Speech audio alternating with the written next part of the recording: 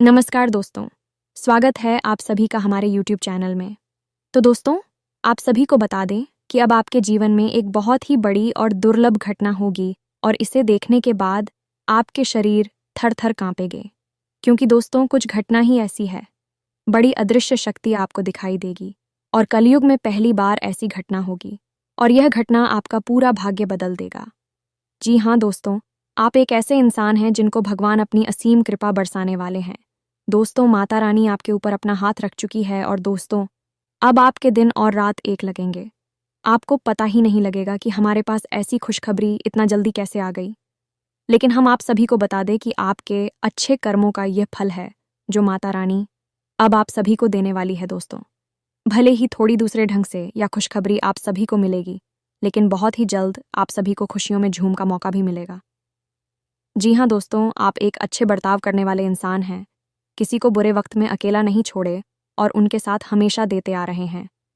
यही अच्छाई आपका भगवान को पसंद आई है। जी हाँ दोस्तों, आज का दिन आपके लिए कुछ नए संपर्कों से लाभ लेकर आएगा। पारिवारिक मामलों में आपको सावधान रहने की आवश्यकता है।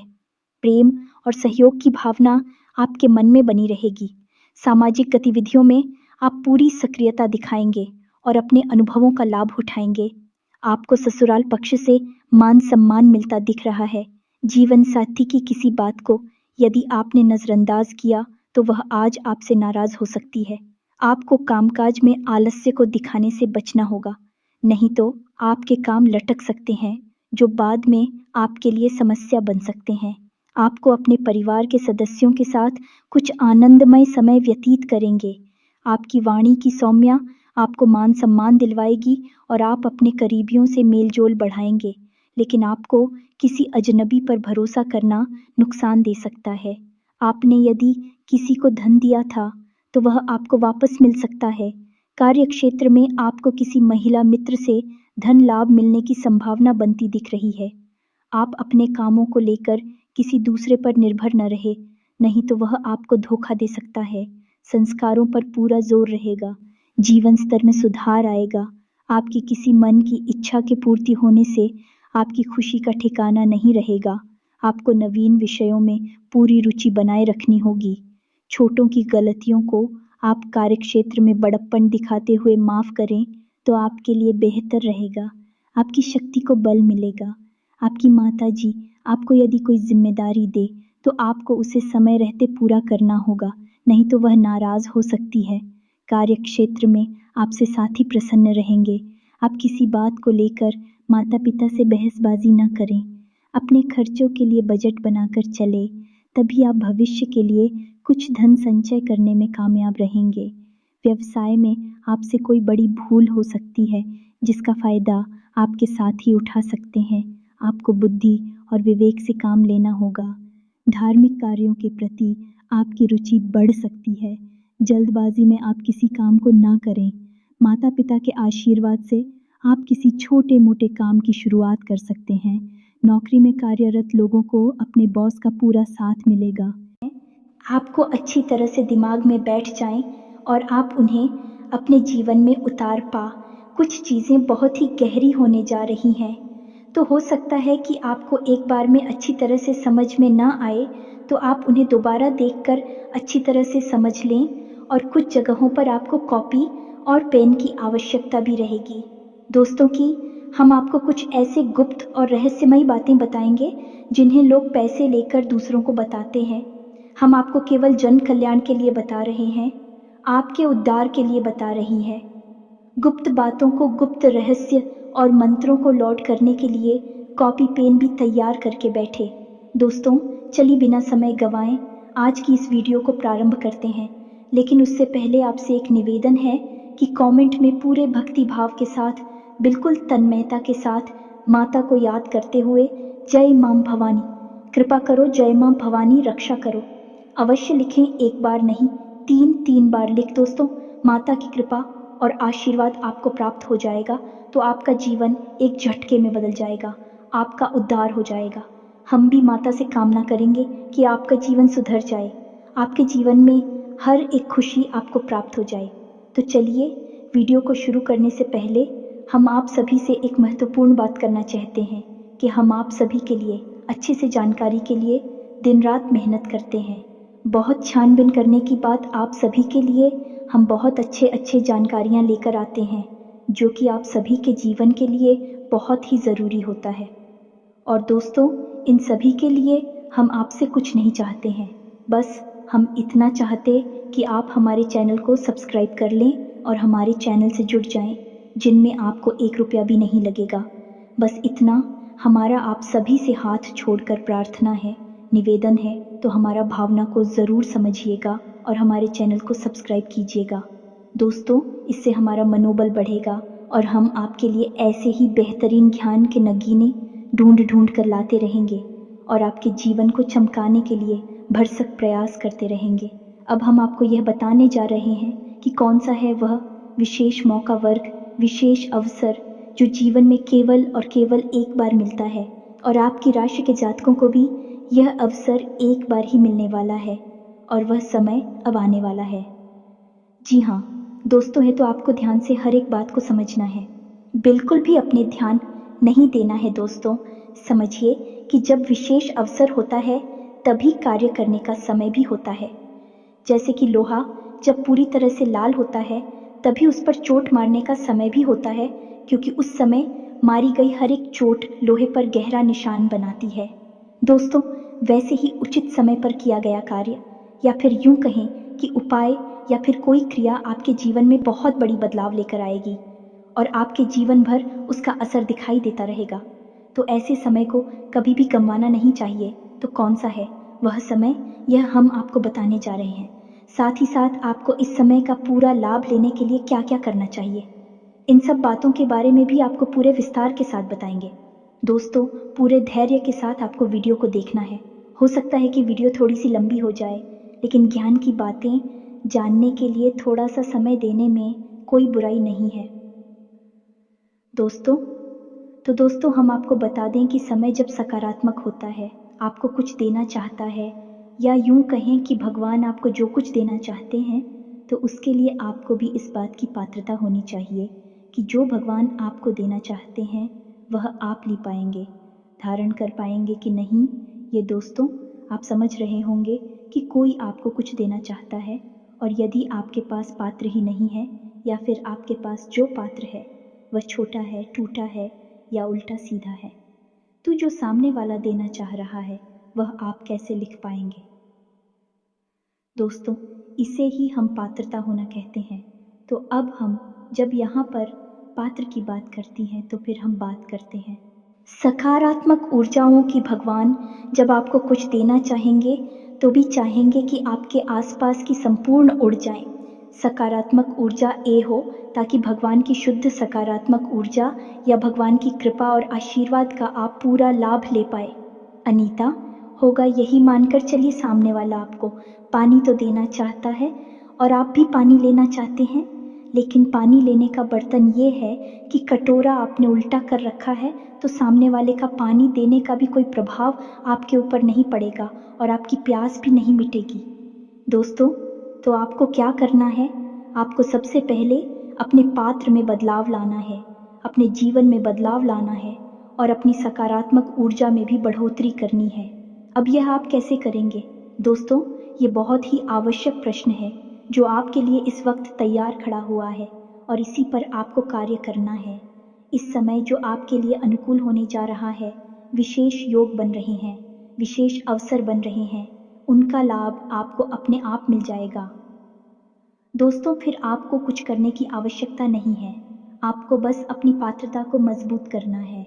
उम्मीद है कि आप समझ रहे होंगे कि हम आपसे क्या कहना चाहते हैं, तो आपको काम करना है, अपने आसपास की ऊर्जा ऊपर और उन्हें पूरी तरह से सकारात्मक ऊर्जा में बदल देना है। इसके लिए आपको 3 जगह पर बड़े बदलाव देकर आने होंगे। दोस्तों, सबसे पहला बदलाव आपके घर में आपको लाना होगा, दूसरा बदलाव आपकी स्वयं की चरित्र में और आपकी स्वयं के शरीर में आपको लाना होगा, और तीसरा बदलाव आपकी संगत में, आपकी जो उठक बैठक है, जिनके साथ आप रहते हैं, उन लोगों में लाना होगा।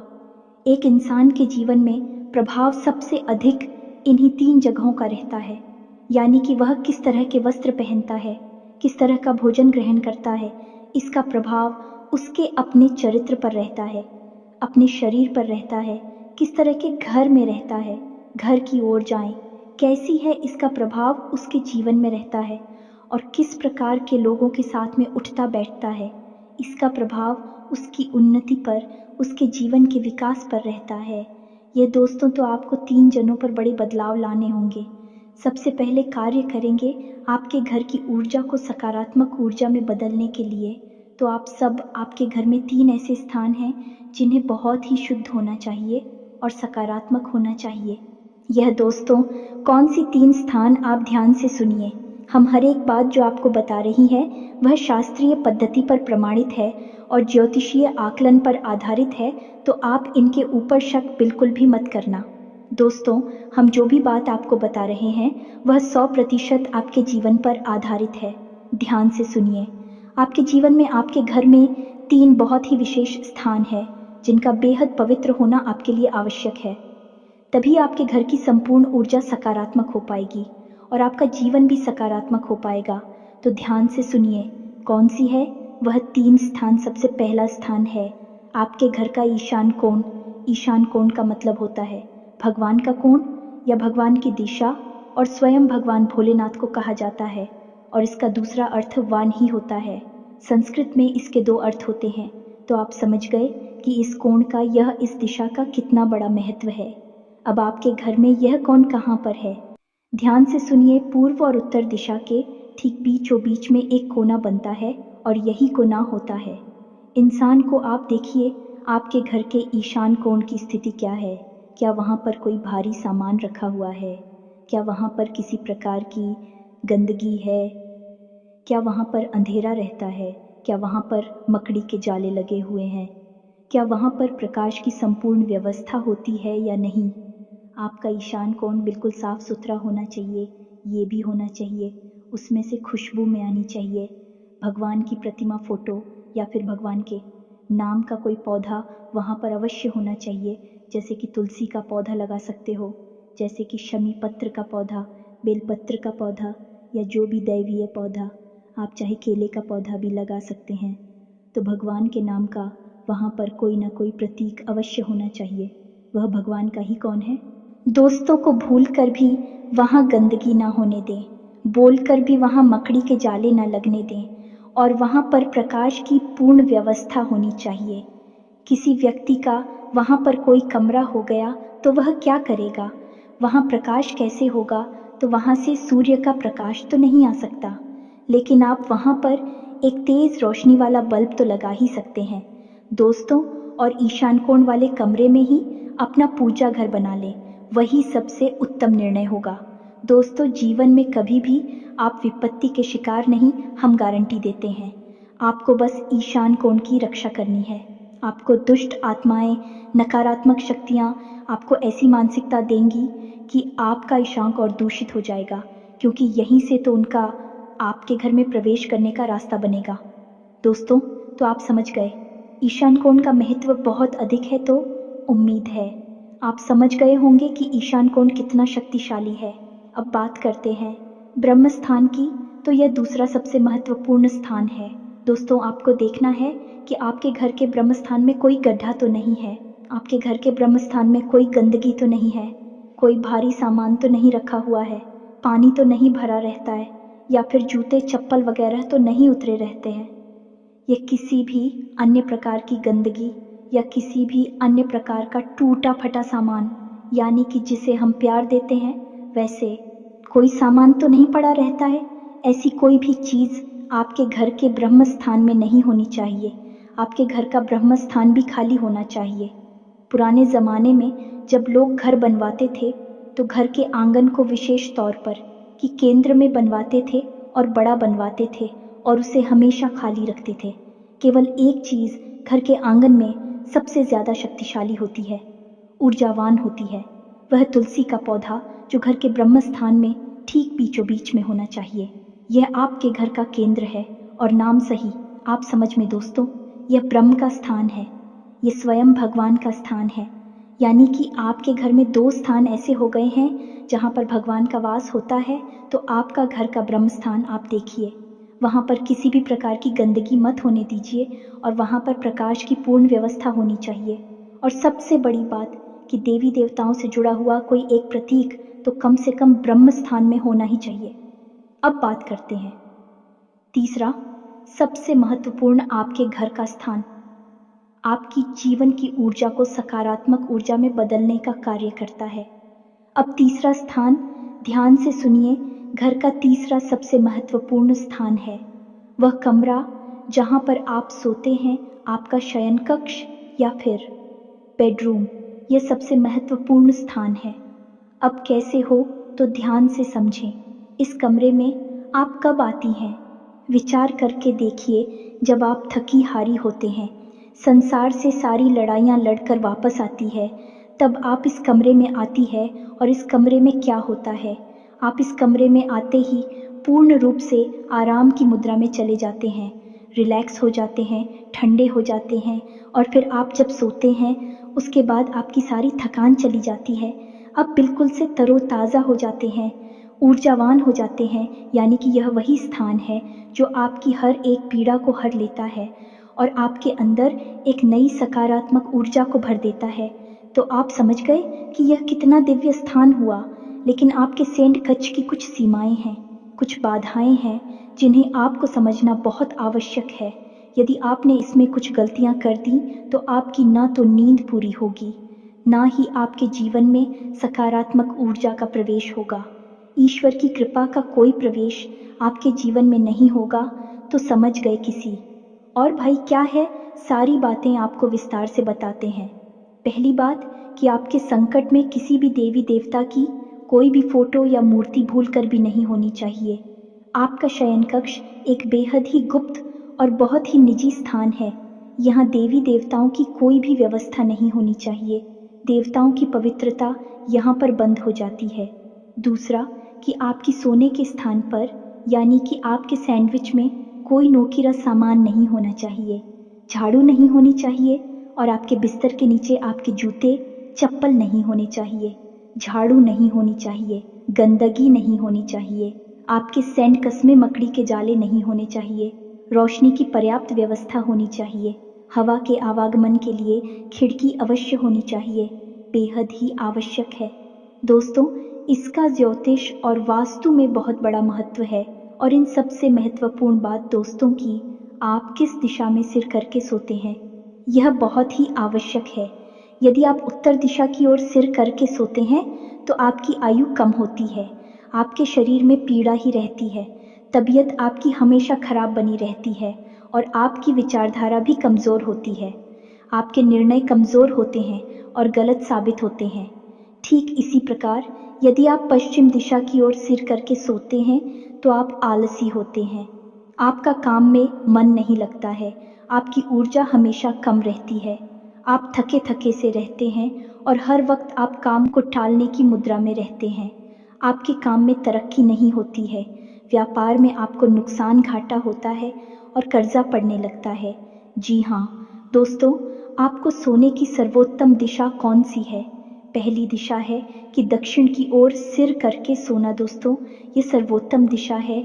जो इंसान दक्षिण की ओर सिर करके सोता है वह हमेशा निरोगी रहता है, वह हमेशा स्वस्थ रहता है, उसके शरीर में कोई रोग नहीं होता, हमेशा नई ऊर्जा का संचार होता है और उसके द्वारा लिए गए हर सही साबित होते हैं और उसे जीवन में उन्नति और तरक्की प्राप्त होती है।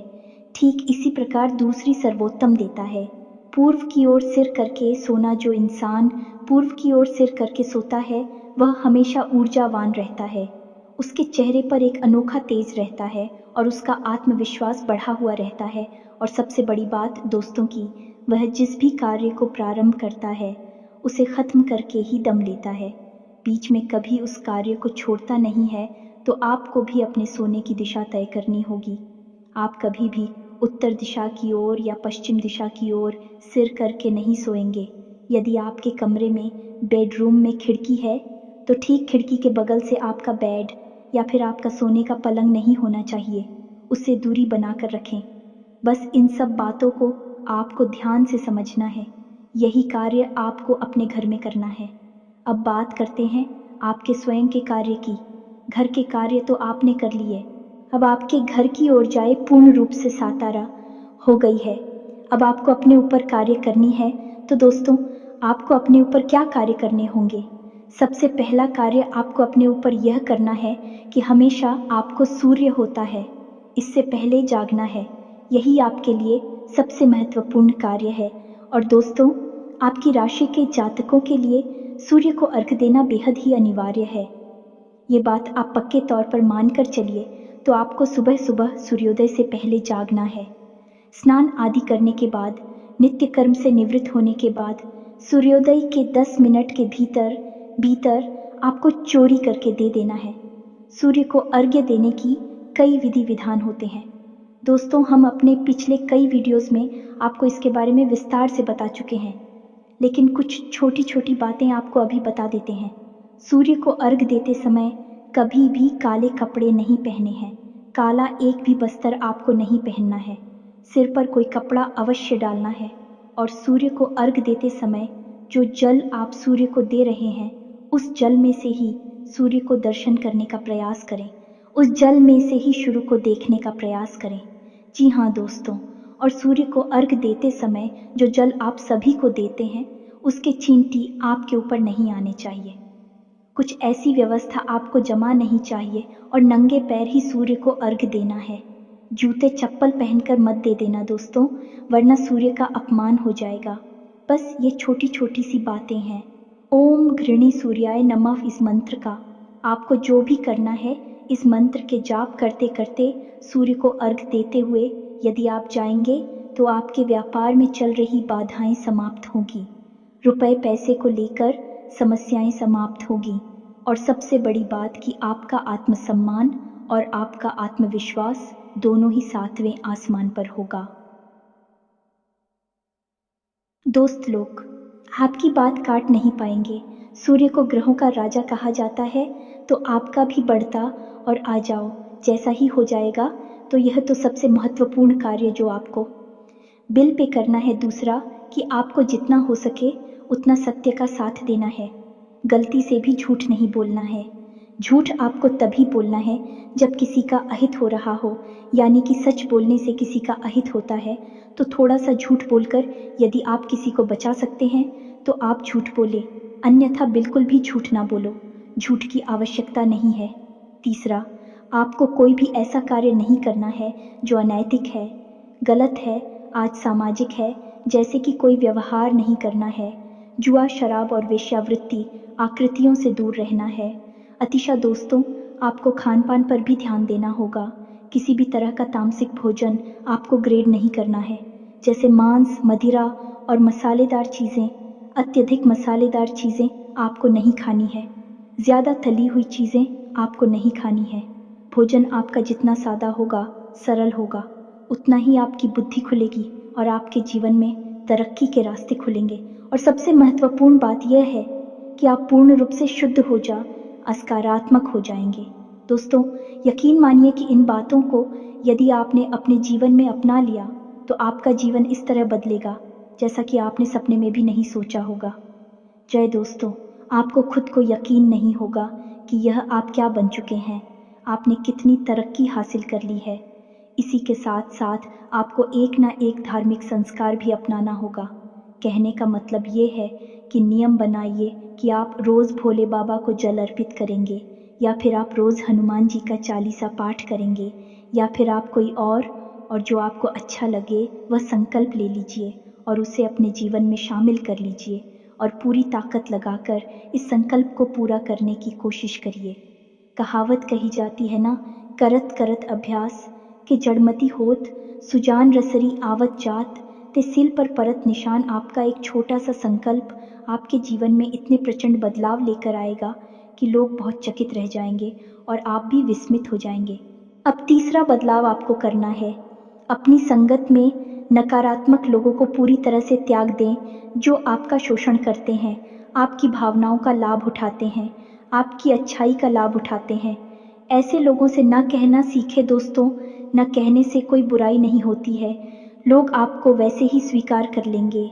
और वैसे भी ऐसे लालची और धोखेबाज लोगों से रिश्ता रखने का क्या फ़ायदा जो आपकी मुसीबत में तो काम आते नहीं हैं कि मैं आपसे अपना काम निकलवा दे रहते हैं, आपका शोषण करते रहते हैं।